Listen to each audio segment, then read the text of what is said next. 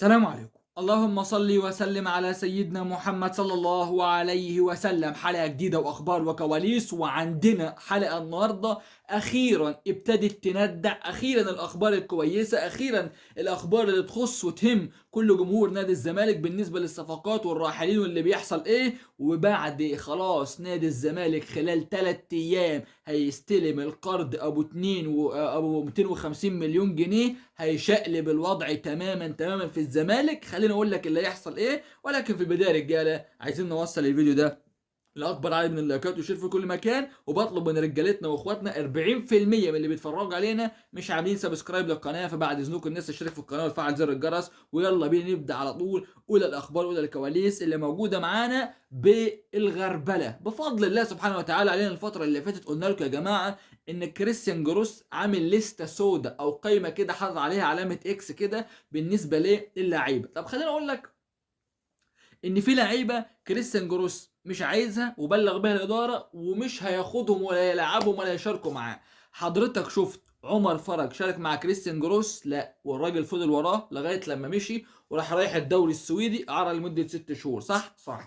طب حضرتك شفت مهاب ياسر بيلعب معاه؟ لا، ولا هتشوفه. وعايز اقول لك بمناسبه اللاعب ياسر، مهاب ياسر انا قلت الكلام ده في اللايف بتاع امبارح بالليل، عنده 3 عروض والاقرب ليه رقم 1 عنده الاتحاد السكندري والبنك الاهلي والمصري البورسعيدي. دول الانديه اللي جايه لمين؟ لمهاب ياسر، والاقرب ليه هو الانتقال لفريق الاتحاد السكندري. واحنا قلنا مره واتنين الاداره حاولت الايام اللي فاتت تضغط على كريستيان جروس علشان يدي فرصه لمهاب ياسر، ولكن الراجل يا جماعه احنا عارفينه وانت عارفينه من ساعه ما كان موجود في الولايه الاولى في 2019. الراجل بيعتمد على 11 لاعب في الملعب وخمس ست لعيبه على الدكه ويقفل الباب على كده. هو كده، هو دماغه كده، مش سيستم على كده اساسا.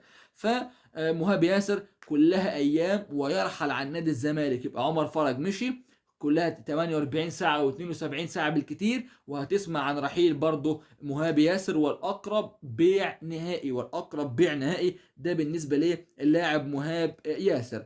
أما صفر وجعفر اللاعب عايز ياخد الاستغنى من نادي الزمالك، يعني عايز الاداره تديله الاستغنى ومقابل ان هو يتنازل عن المستحقات اللي موجوده في النادي ويمشي. اداره الزمالك رافضه الكلام ده تماما. واداره الزمالك بالمناسبه رافضه ان هي تطلعه اصلا بيع نهائي. اداره الزمالك عايزه تطلعه اعاره وجاي له برده 3 4 عروض من انديه الدوري المصري.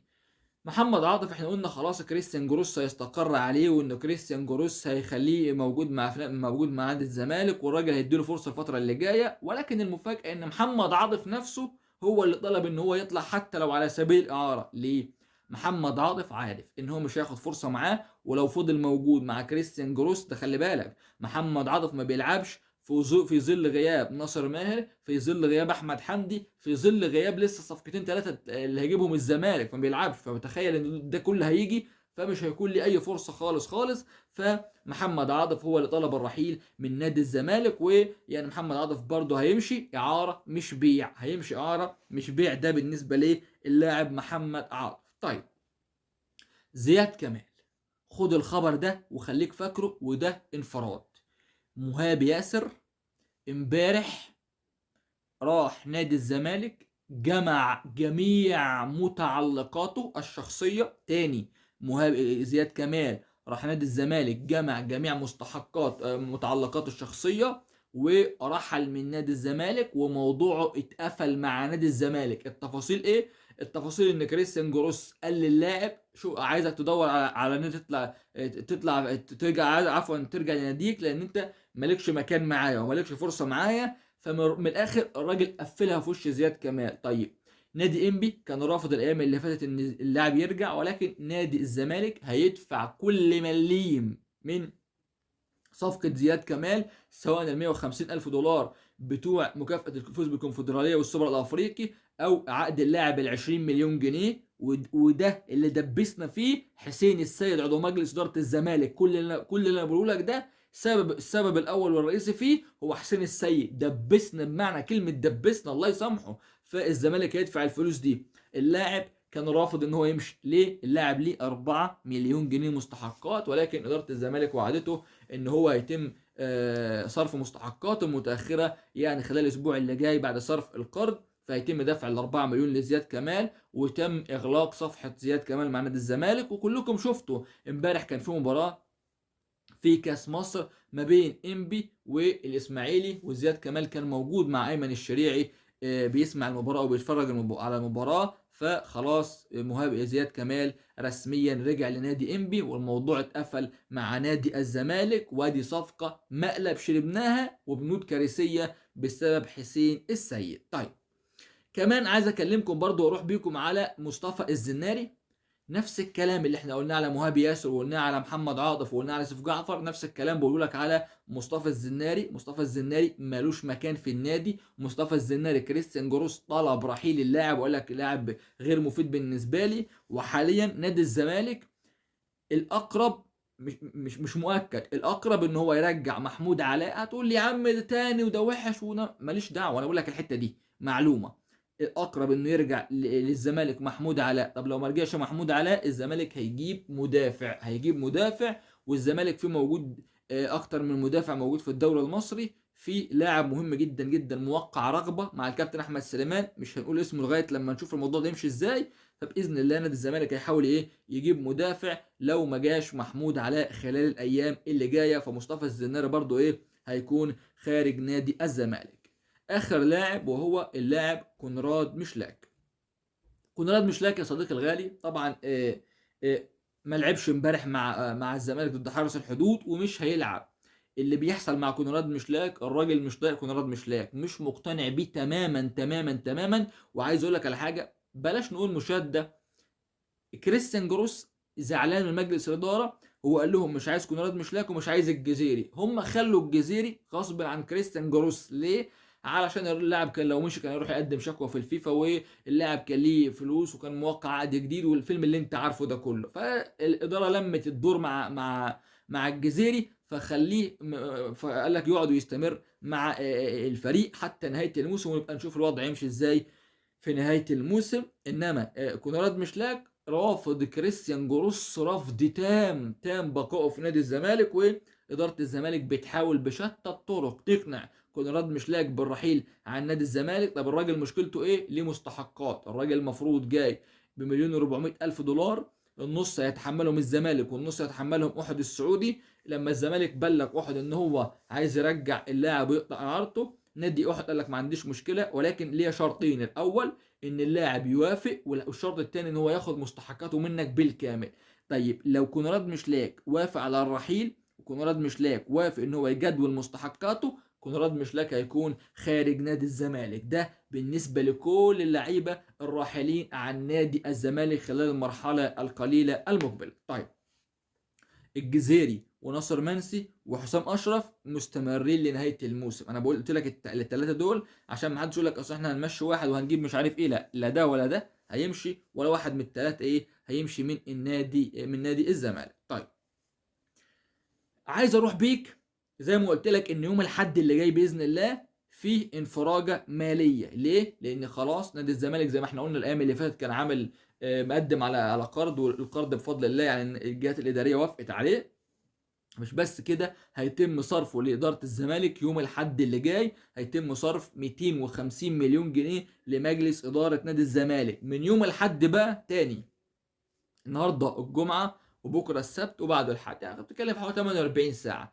هتبتدي بقى تسمع اللعيبة كلها خدت مستحقاتها، هتسمع عن تجديد عقود اللعيبة ورا بعض كده. يعني بص، عبد الله السعيد على دونج على محمود حمدي الونش على عمر جابر على كل اللعيبه على حمزه المسوسي، كل اللعيبه العقده بتخلص. هتسمع يوم الاحد والاثنين والثلاث كل يوم دين دين دين دين ورا بعض كده اعلان تجديد عقود اللعيبه. هتقول لي وزيزو يا بيه، احنا قلنا يا جماعه، ما احنا قلنا من حوالي 10 ايام، ولكن الناس ما بتصدقش. قلت لكم يا جماعه احمد سيد زيزو استحاله يقعد لغايه دلوقتي من غير ما يجدد مع نادي الزمالك. ده الراجل مجدد وخد مقدم التعاقد والامور خلصت وتصور، ولكن الراجل اعلان تجديد تعاقده مع الزمالك ما جاش. ليه؟ الله ينور عليك، علشان اللعيبه ليها مستحقات.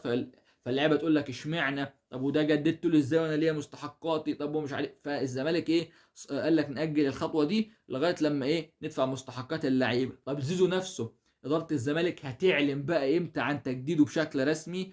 زي ما قلت لك يوم الاحد او الاثنين، او اقصى تقدير يكون يوم الثلاث، هتلاقي تجديد احمد سيد زوق. الاعلان بقى مش تجديد وتوقيع، لا، الاعلان بقى هتلاقيه موجود باذن الله ابتداء من يوم من يوم الاحد لغايه يوم الثلاث. في اي يوم من الايام دي هتسمع عن تجديد عقد احمد سيد زيزو مع نادي الزمالك. وبالمناسبه، قصه ان زيزو رايح الفتح السعودي، لا رايح العين الاماراتي، لا رايح مش عارف الشباب السعودي، لا ده رايح نيوم، لا رايح الفتح ولا نيوم ولا رايح اي حاجه. الراجل مش هيمشي من نادي الزمالك، واحمد سيد زيزو مستمر ومكمل مع نادي الزمالك، ومفيش اي نيه على الاطلاق، تاني مفيش اي نيه على الاطلاق لرحيل احمد سيد زيزو عن نادي الزمالك، والراجل مستمر مع نادي الزمالك. بالمناسبه، حابين نبارك لاحمد سيد زيزو امبارح على تسجيل الهدفين، وبعد ما سجل هدفين امبارح تعدى الاسطوره او تخطى الاسطوره الكابتن حماده امام رحمه الله عليه نجم نادي الزمالك بعدد الاهداف التاريخيين. طبعا زيزو بقى ترتيبه رقم السادس دلوقتي، يعني من حيث الهداف التاريخي لنادي الزمالك. طبعا ان شاء الله ربنا يكرم احمد سيد زيزو خلال المرحله المقبله. عايز اقول لكم برضه يا جماعه على مفاجاه من العيار الثقيل.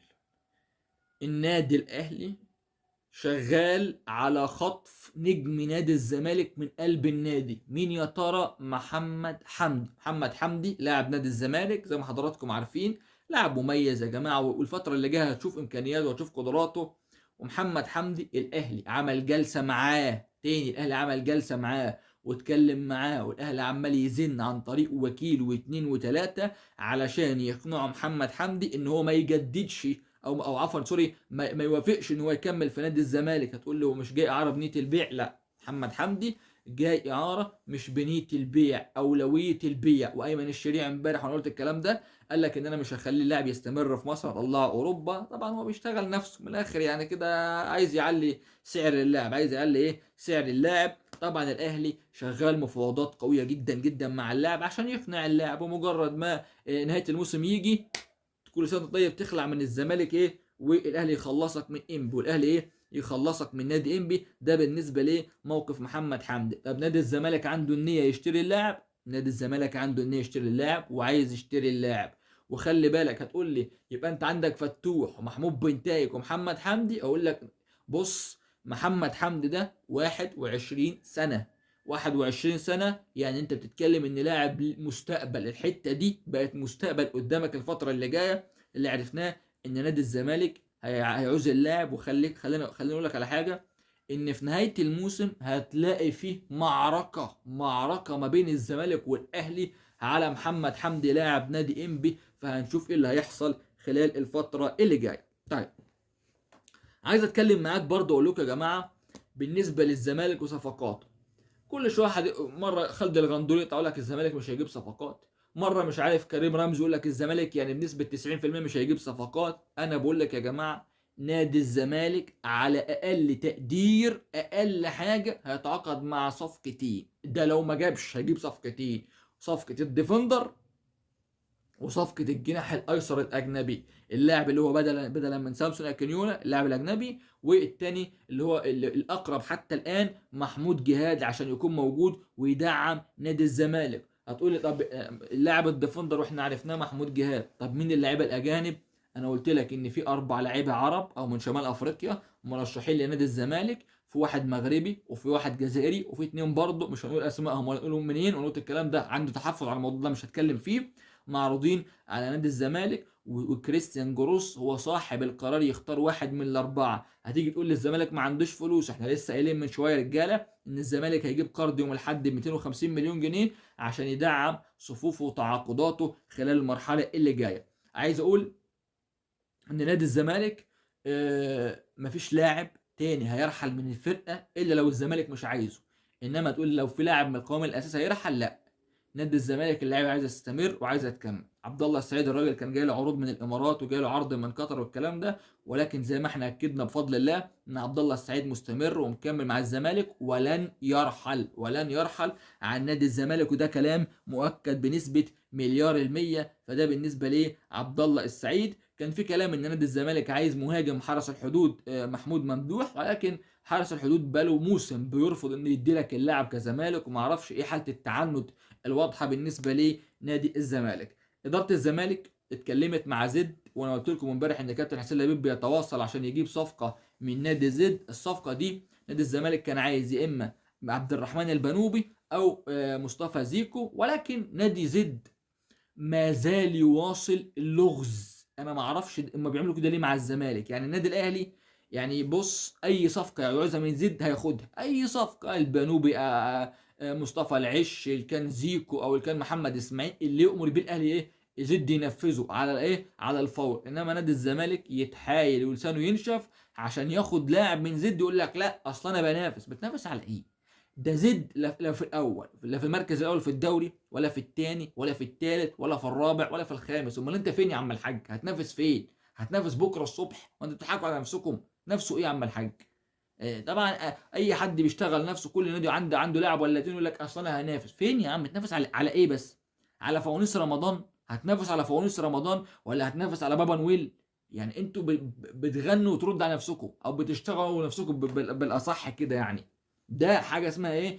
ان انتوا بتضحكوا على بعض او بتشغلوا نفسكم. والله بجد ملهاش اي تفسير غير كده، ان الناس دي بتضحك على بعض، بيشتغلوا نفسهم. قصه ان انا هعمل ايه وهسوي ايه وهودي ايه وهجيب ايه، ده كلام اساسا ايه ما يخشش عقل ايه عيل صغير. انا كلام ايه ما يخشش ايه عقل عيل صغير. طيب عايز اتكلم معاكم برضو بالنسبه ليه في مهاجم افريقي مميز فري. كفايه كده، في مهاجم افريقي مميز فري معروض على نادي الزمالك، ولكن نادي الزمالك مش قادر يخلص الصفقه دي لسببين. الاول علشان السيوله الماليه اللي زي ما قلت لك اللي لسه الزمالك مستنيه تجي له يوم الاحد اللي جاي، والاهم من الفلوس ان مشكله الاجانب عندك. انت زي ما قلت لك هتجيب لاعب جناح بدلا من سامسون. طب انت كده عندك محمود بن تايك، وعندك حمزه المسلوسي، وعندك سيف الجزيري 4، وعندك المسلوسي 1، وكونراد مشلاك 2، ومحمود بن تايك 3، والجزيرة 4، واللاعب اللي انت هتجيبه بدلا من سامسونج ده الخامس. فعشان تجيب لاعب مهاجم اجنبي لازم تتخلى عن مين؟ كونراد مشلاك. هتقول لي يعني هنبقى عندنا الجزيري ومهاجم افريقي اجانب؟ اقول لك ده غلط. لان خلي بالك لا الاداره عايزه الجزيري، ولا جروس عايز الجزيري، ولا احنا كجمهور عايزين الجزيري. يا راجل انت عارف يعني ايه اساسا مهاجم او لاعب عندك اجنبي بياخد بالدولار يبقى احتياطي للاعب عندك في الفرقه الراتب بتاعه ما يوصلش 7 مليون جنيه؟ نعم، حسام اشرف الراتب اللي بياخده من الزمالك ما يوصلش 7 مليون جنيه ولا 6 مليون جنيه. حسام اشرف بيلعب على لاعب سعره او الراتب بتاعه 800 الف دولار في نادي الزمالك، ولكن قاعد غصب عننا لان البشوات او البهوات او الرجاله كل واحد عامل لك عبقري زمانه فيها، عبقري زمانه راح وقع مع الجزيري عقد لمده سنتين ولبسنا فيه. فانت مضطر ان الجزيري قاعد اكل شارب نايم ياخد فلوس من عندك ويلعب عليه حسام اشرف. طب هو ده كلام؟ هو اللاعب الافريقي اللي ما كانش زي وسام ابو علي مهاجم، او زي فيستو مايلي في بيراميدز مهاجم؟ يا راجل عيب عليك، يا راجل عيب عليك. ده جودوين شيكا بيلعب في طلائع الجيش اللي سجل فينا الهدف ولا الهدفين بتوع طلائع الجيش. الراتب بتاعه كام؟ 10000 دولار. كام؟ 10000 دولار، مش 100000، ده 10000 دولار. لو انت جيت حسبتهم حق وجبه من اللي بيسهروا بيها لعيبه الزمالك. ولكن هنا ايه وهنا ايه؟ ده الفرق. والله يا جماعه ده الفرق على ارض الواقع. ان انا بروح اجيب لعيبه بملايين الدولارات وانتاجها زي الطين في الفرقه، ولكن مفيش عين. اللي بيختار عندنا دبشه، انا اسف والله عشان محدش يزعل مني، اللي بيختار كانك بتتفرج على مسلسل نشن يا دبشه، بتسيب الدنيا كلها وتنشن في الارض. بتجيب صفقات ضايعه مضروبه مش موجوده معانا، يقول لك اهو ادي الصفقات. هو اي حاجه وخلاص، اي حاجه وخلاص على طريقه عبله واديله. ده اسمه ايه؟ شغل ضحك على الدقون. ده اسمه شغل ايه؟ ضحك على الدقون للاسف الشديد. طيب عايز اختم باخر حاجه معايا في نادي الزمالك. موظفين نادي الزمالك كانوا عاملين زي اضراب كده، او زعلانين، بلاش اضراب، زعلانين لان الموظفين بقالهم فتره ما قبضوش. هم يعني العمال طبعا، الناس الموظف او العامل ده يا جماعه في نادي الزمالك بيمشي يومه بيومه. الله يكون في عونه هو الراجل لما بيجي عليه الشهر بيبقى اصلا المرتب اللي هياخده يكون اصلا سالف اكتر من 3/4 من بره. فالناس دي بقى شهرين ما قبضتش، فالناس زعلانه جدا جدا. والناس في الزمالك كابتن حسين لبيب بيتكلم معاهم ان هم خلال 48 ساعه يصرف لهم جميع مستحقاتهم، جميع مستحقاتهم. فربنا يكرم نادي الزمالك. النادي الاهلي، خبر على السريع اهلي، النادي الاهلي بيقرر تجميد اكرم توفيق بعد تاكد الاهلي من توقيع اكرم توفيق لفريق الشمال القطري. فيعني حبوا يعرضوا لي البيع، فالشمال القطري قال لهم انا الاجانب عندي كامل، انا مش عايزه دلوقتي، انا عايزه في نهايه الموسم ببلاش. فالاهلي قرر تجميده، خصوصا لما في مشجع اهلاوي بيقول له ما تمشيش يا اكرم عشان لو انت مشيت الجمهور الاهلاوي يزعل منك. قال له طب ما يزعل. فدي عامله ازمه في الاهلي. وبكده تكون خلصت اخبارنا وخلصت كواليسنا. شكرا لكل اخواتي وحبايبي واصدقائي المحترمين اللي دايما يدعمونا سواء باللايك او بالشير. شكرا لكم والسلام عليكم ورحمه الله وبركاته.